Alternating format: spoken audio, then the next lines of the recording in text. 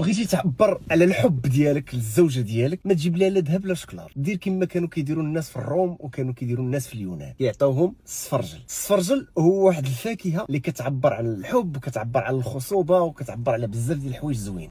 خويا شوف، فكره واعره جهنميه، ولكن غنتفلق انا بديك السفرجله. الا مشيت جبت للمراه سفرجله بحال هكاك وغادي نخرج مفلق. المهم خويا العيالات بغاو الذهب ما بغاوش السفرجل.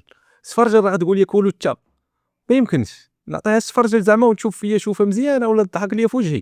ما كنبرش اخويا. قلت لها مدام الا جاب لك راسك شي سفرجله تقلقيش، راه كيبغيك. علاش ما بقيناش سمعتي؟ نهار نجيب لك السفرجل ما تقلقيش، عارفين راني كنبغيك وكنموت عليك. يا الله ديرها في بالك. ناكلو؟ علاش هاد الفاكهه ديال الموسم ما بقيناش كناكلوها؟ علاش؟ السفرجل من افضل واقوى مضادات الاكسده. تخيل معايا في 100 غرام يلاه فيها شي 56 سعره حراريه، ولكن غتكون عطاتك نسبه مهمه ديال النحاس، نسبه مهمه ديال الحديد من الاحتياج اليومي ديالك. هما العيالات بغاو نسبه مهمه من الذهب، ما بغاوش نسبه مهمه من النحاس ولا الحديد. بغاو الذهب استاذ، بغاو الذهب